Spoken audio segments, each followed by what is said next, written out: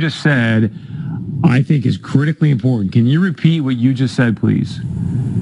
Well, last Friday, I received a 7-page document that sort of told me that if I had an 86-year-old patient that had pneumonia but was never tested for COVID-19, but sometime after she came down with pneumonia, we learned that she had been exposed to her son who had no symptoms, but later on was identified with COVID-19, that it would be appropriate to diagnose on the death certificate COVID-19.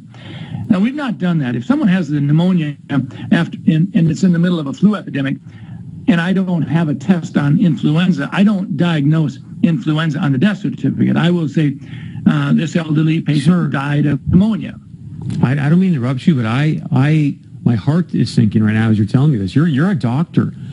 Why in the world would they be sending you out information to fill out death certificates, whether the person's been diagnosed with COVID-19 or not, but then to say in the death certificate this person's death was caused by COVID-19? That does not sound right to me. I went to the person in our office who does most of the death certificates over the last 10, 20 years, and I said, does this sound right? I had her look at the documents that I printed off, and she said, well, we've always been told that you always put down just facts. You don't put down any probabilities. You don't put any presumptions down. It's just what you know. And so this is concerning, and it actually gets to your point, Chris. When we start talking about the data that goes into the modeling, we have to ask ourselves a question. Are we being forthright? Are we sharing with the public?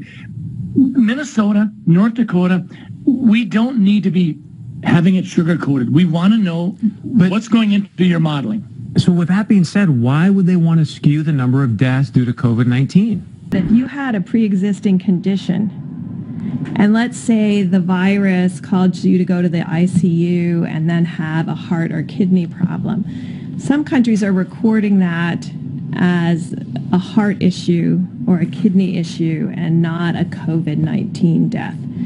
Right now, we're still recording it, and the great thing about having forms that come in and a form that has the ability to mark it as COVID-19 infection, the intent is right now that if someone dies with COVID-19, we are counting that. Dies with COVID-19, we are counting that as a COVID-19 death, as a COVID-19 death, counting that as a COVID-19 death. Can you be sure? I mean, you hear from coroners that that's not necessarily the case. Or are you sure? How can you be confident about that? And is there any concern that it skews the data that you're trying to collect in terms of projections and things like that? Well, I think that would apply more to rural areas that may not have the same level of testing. But I am pretty confident in New York City and in New Jersey and places that have these large outbreaks and COVID-only hospitals. I can tell you there are testing.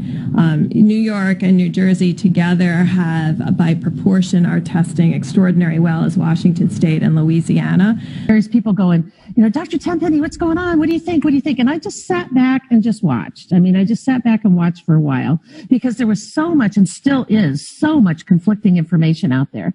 You'll read one set of articles where people say, this is nothing more than a stronger flu. It's just a more aggressive flu. And you see that in the scientific community enormously. The scientists are all saying, why are we doing this? And then you hear the hysteria in the mainstream media that 200 million people are going to die. And, we've got to shut down, the entire global world economy. We've got to put people out of work, out of business. We got to put in $6 trillion into, circulation to support the flu.